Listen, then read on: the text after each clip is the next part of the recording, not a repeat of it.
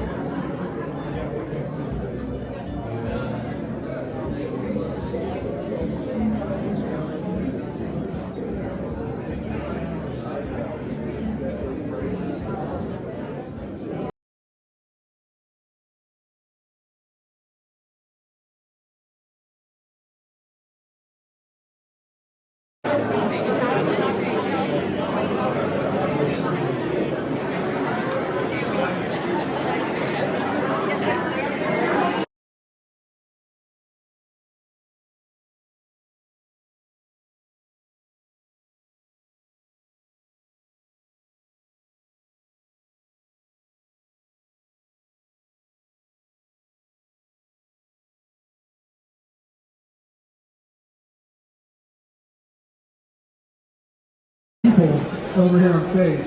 This is great. Here's what we've got to do to make this smooth. So if all my artists can look right up here, I'm a very tall person on the ladder. Everyone in the front, I'm going to scoot you guys, I'm going to turn everyone right in the middle inward. So if they're facing out, turning towards the middle, towards the ladder. I'll walk you guys in nice and close. That's good. That's good. And everyone's Take a picture quickly. Great. I need everybody to be standing on stage. Do the same. Turn in and kind of come in close. And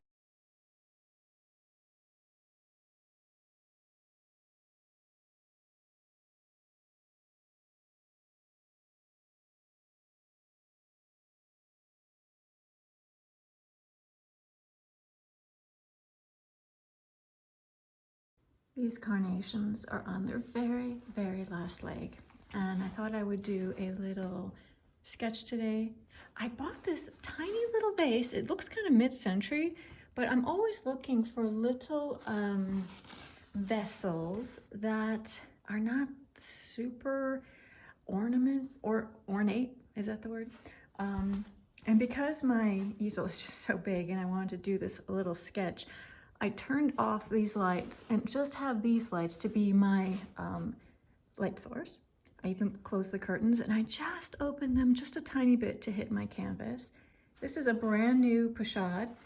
yes, Scott and I have dozens of Pashats, different kinds, lots and lots of different kinds. This was just arrived, and this is a medium version. So I'm just testing it out. Of course, I still have my big palette here just to keep my paint. I'm probably gonna do most of my mixing here. This is mainly just to hold. I do like that arm that I got from Coulter.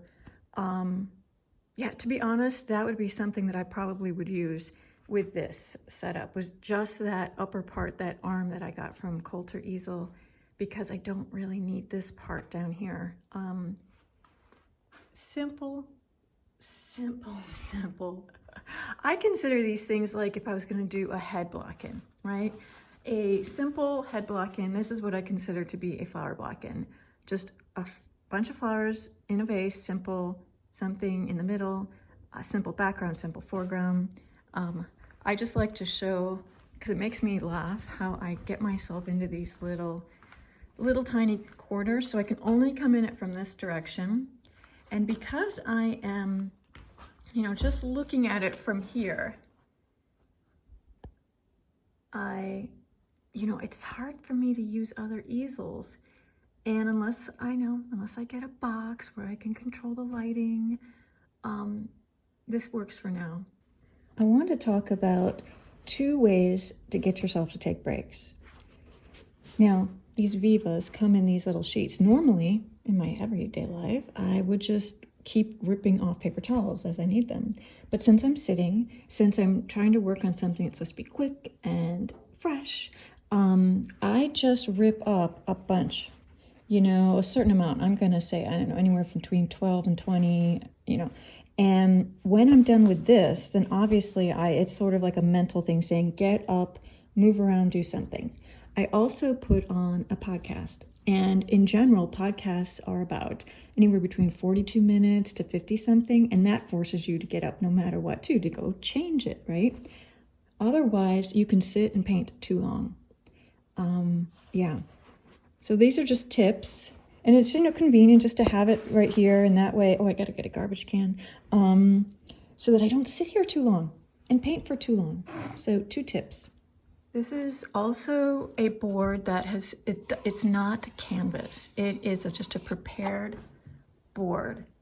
I did not prepare this. It's definitely a smooth, probably an oil base. I'm gonna see what it's like. I haven't worked on just straight white canvas in a long time. And so we'll see how that goes. I just didn't have time to prepare this, and I didn't really want to put a tone down because I didn't know what tone I wanted to put. So I thought, okay, I'll work on white. And I just want to say that it is relatively smooth and it is not a canvas.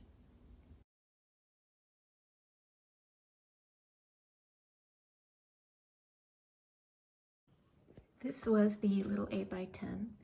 Kind of what I would consider, you know, a little, I always think of these as little demos. Fastest, biggest strokes. Now, it's nothing like, you know, it's not like a miracle painting, but if I was to touch it up, I would just do it from my imagination. Meaning I would possibly add some lighter strokes to some of these carnations, maybe do something a little bit more interesting in the foreground. I don't know. But it was the first time I painted that little vessel, so I was trying to figure out, I don't really like this area. I think it's making me look in there. So those are the things that I think also, if you want to like critique yourself, look at your own paintings in your phone. It kind of highlights things that maybe your eye would gloss over normally. So that little weird spout area in the shadow is really making me look there. I just think I made the darks in the background too strong. And, you know, I'd leave it as it is, but I just wanted to show you, this would be what I would consider a sketch, something just to practice.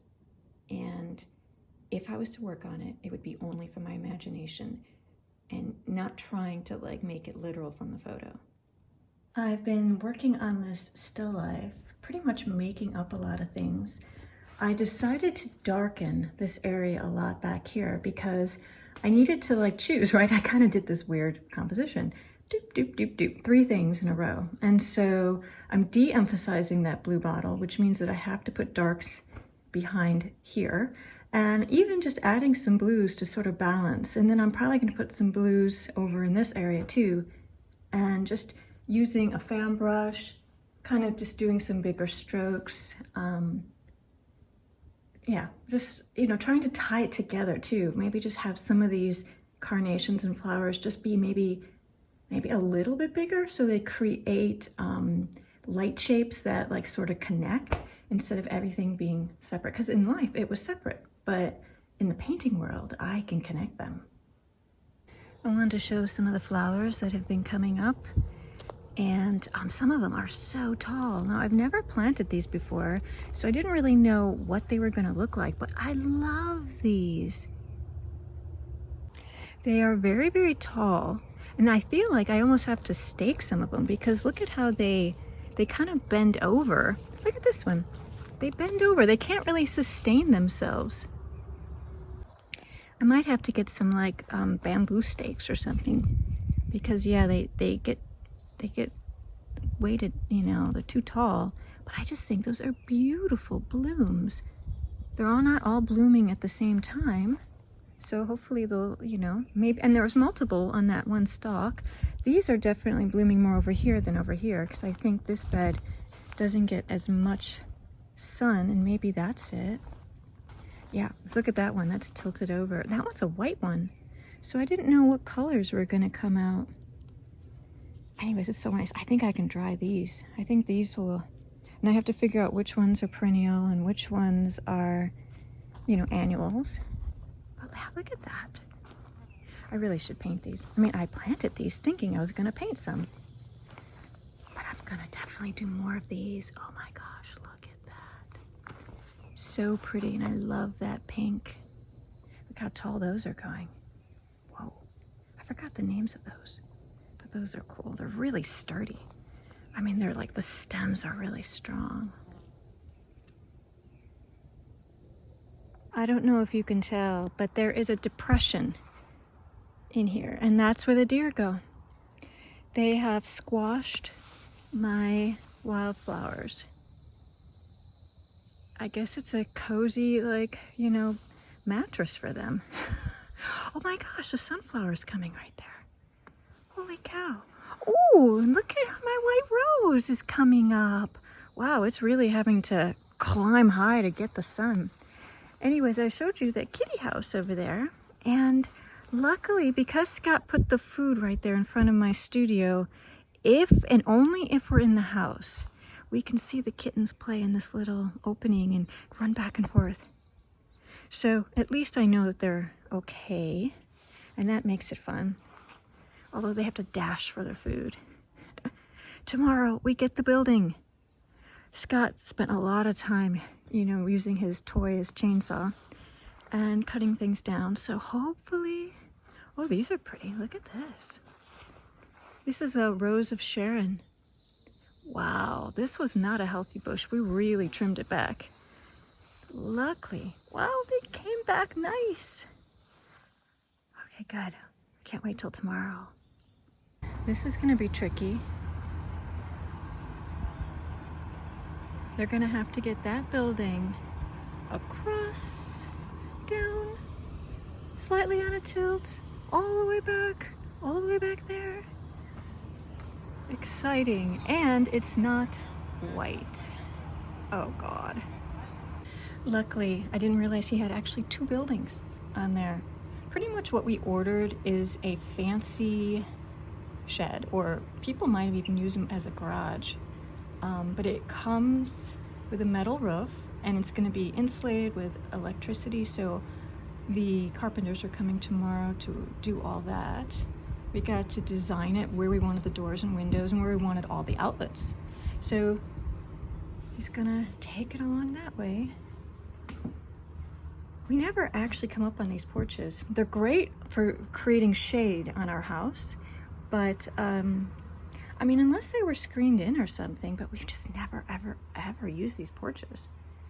And we probably should, because it really does create some nice shade up here. Scott was showing him where it's gonna go. I can't believe this. Is this guy doing this all by himself? I would have assumed there'd have to be at least 2 guys. So Scott had a little chat with the guy. He's a young guy. And this is all he does, is he drives these buildings around North Carolina. He's literally all by himself, one-man band. Unfortunately, you know, he came a little bit later in the day, so it's very hot right now. Holy cow, now this building will not be air conditioned right now. Who knows if Scott will add an air conditioner. But yeah, it's gonna be pretty hot, him organizing it the next few days.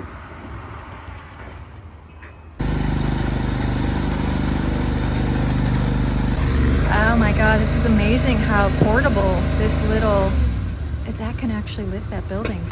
So he tilted, I don't know if you noticed it, he tilted, that upper building is kind of high now. So he put it at an angle.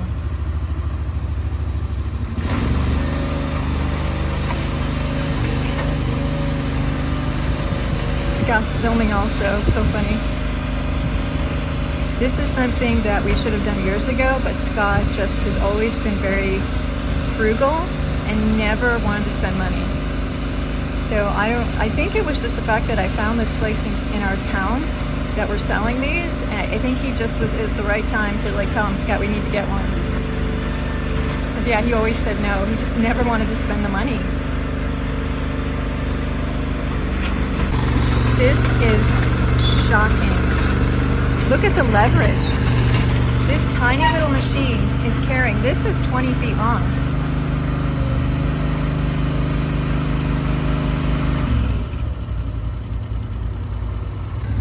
So what it looks like is, yeah, okay, so he puts wheels under that end. Because I'm like, how is he gonna move this with just this pitchfork thingy underneath this side? Okay. Gosh, the engineering is amazing. So if anybody's curious, we bought this building for $8,000. I can't remember if that was with tax or tax was added. And then on top of it, getting it completely insulated and all the electric on the inside and drywall was probably another, I'm gonna double check because I don't want to give you a wrong number, but it wasn't that much. It was 1,500, maybe. I'll get you the right number because I don't know, but all in all, we're so happy.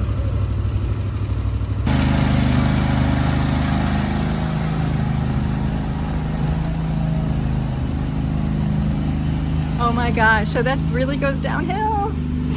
Oh my God, what's happening?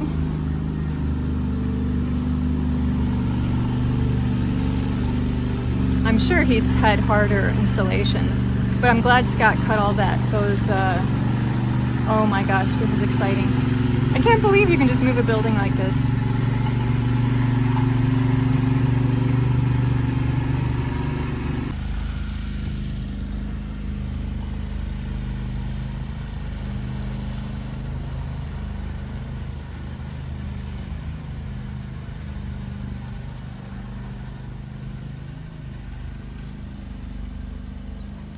Easy peasy.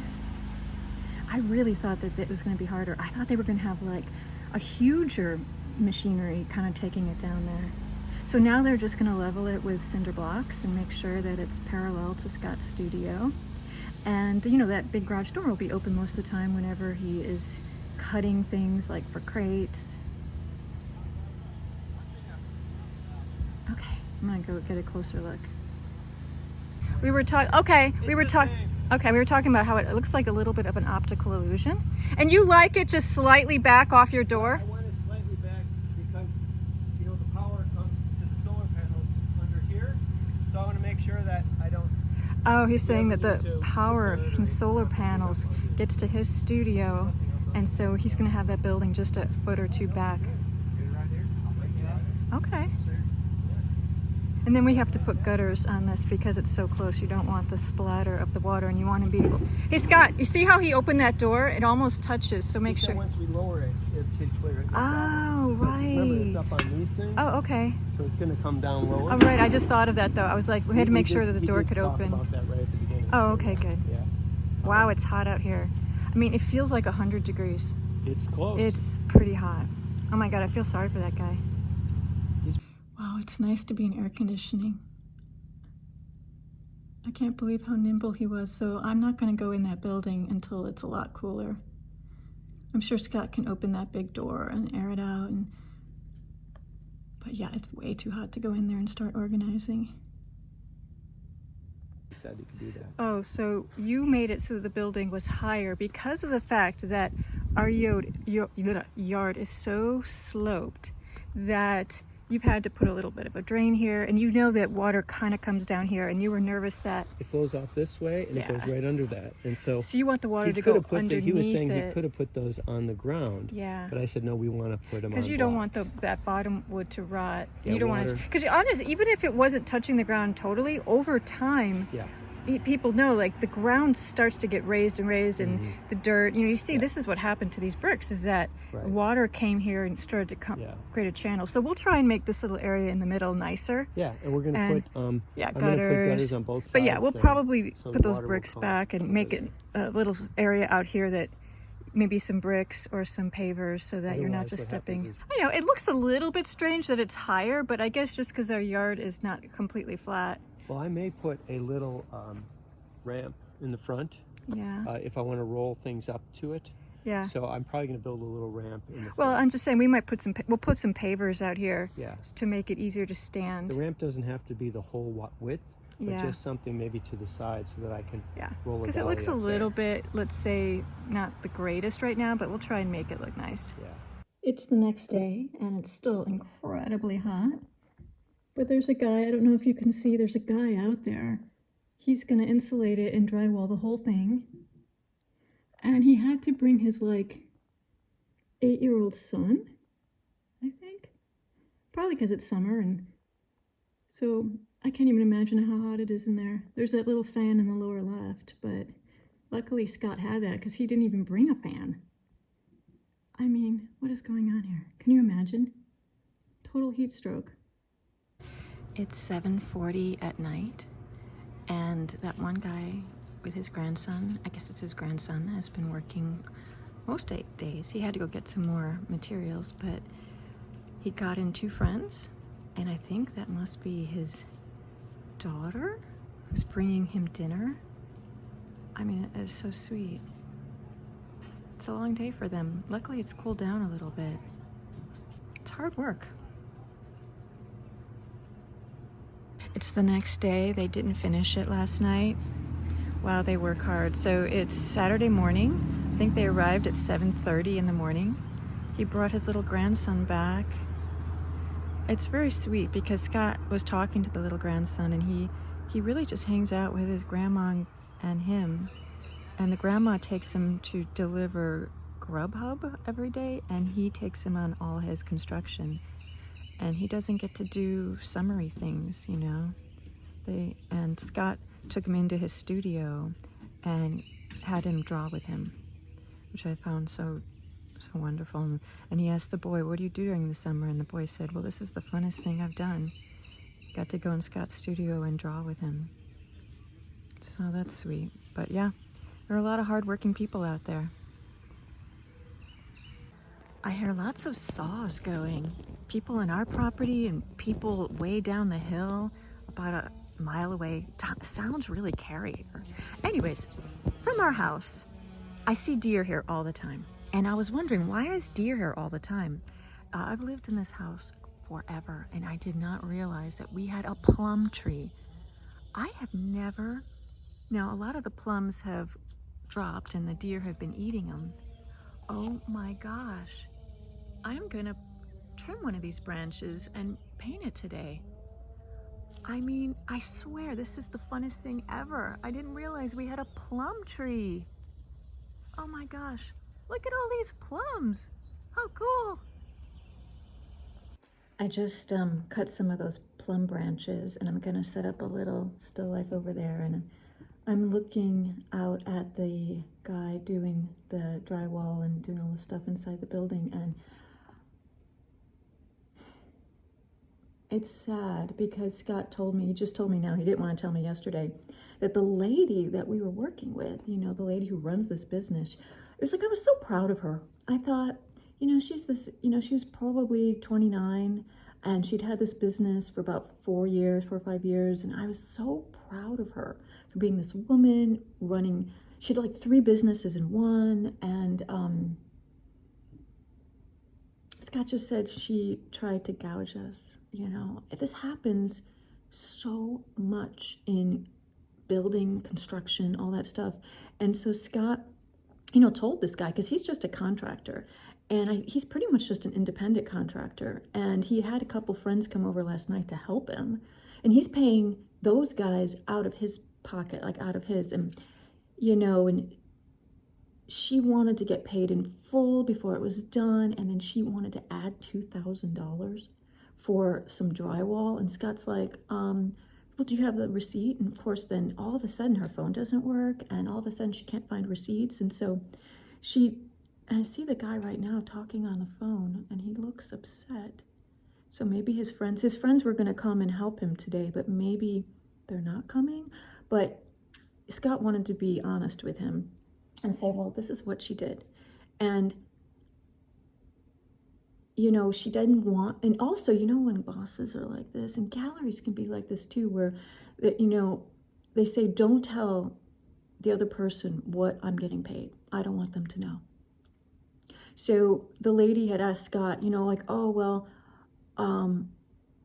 could you just pay me now? Because I don't think I can come back tomorrow, because today's Saturday. And Scott's like, no, I'm not going to pay in full until it's done. And, you know, we've all gotten caught like that in the past, where everybody, at one point in life, you get screwed over, right? And so Scott told this construction guy, this guy who's pretty much just a handyman, right? Trying to make a living, taking care of his grandkids. And he said, well, you know, your boss didn't, because I told her, I said, I'll just give you the check. And she said, no, I don't want him to know how much I'm getting paid. I mean, she literally said that to Scott, which then, you know, pricks the hair up on the back of our necks, you know, because we're just not those type of people. So Scott told him, and he's like, yeah. He goes, you're the first person that's ever told me that. And I kind of thought that was happening in the past, but, you know, I need work, and I'm just hired hand. And so she came, and she was like trying to get this extra $2,000. You know how this always happens. And it's just disheartening. Luckily, Scott handled it. And of course, we're not going to pay until it's totally done. And if Scott could help this guy, but he wants to paint, you know, and it's not like we're going to get a discount if Scott helps him. But he's on the phone right now. Oh my God. So I don't know if his friends are not going to help him, because it's like a 2-person job. He really does need help. I mean, but those guys have full-time jobs, and they came over after their job last night. I know, I'm sorry, I'm talking, but I just feel like this needs to be said. People need to have more integrity. You know, I feel bad for him now. I mean, so Scott's going to actually give them a tip, just in cash. And, because it's just like, you realize people are just being screwed over right and left. And this lady probably, I don't know why, I don't know. She really screwed herself over, because we were gonna like order more things from her, but now we're not. And Scott's just gonna have him come and do some other odd jobs that we're always needing, but it just puts a pall on the day. So now I need to paint plums and maybe some apples and clear my mind and hope, you know, and just sort of cleanse myself that humanity is good. Because we were so excited, and now you just go, okay. And I was telling Scott, and I go, you know, people act like that because they're desperate. There is a sense of there's not enough in the world, that I have to get mine. I mean, I've felt that in the past, meaning when you're just scared, you're scared that like, you're not gonna make any money, you're scared about the future. But for her to do this, it's like she just doesn't see the bigger picture. She's really shooting herself in the foot. And this guy might literally leave her and go find somebody else to work for, even though he's in need of work, you know. And, you know, you just try and show forgiveness and realize that people act in that way because it's a deep primal thing. Yeah. Well, thanks for listening. Here's the onion painting. I think I've shown parts of this before on my YouTube, and I just wanted to show you and that I did film this for Patreon. So if you wanted to see the process, you can go to patreon.com/Susan Lyon. I want to thank all the people who support us and to the student who took this home. We really appreciate it. Thank you.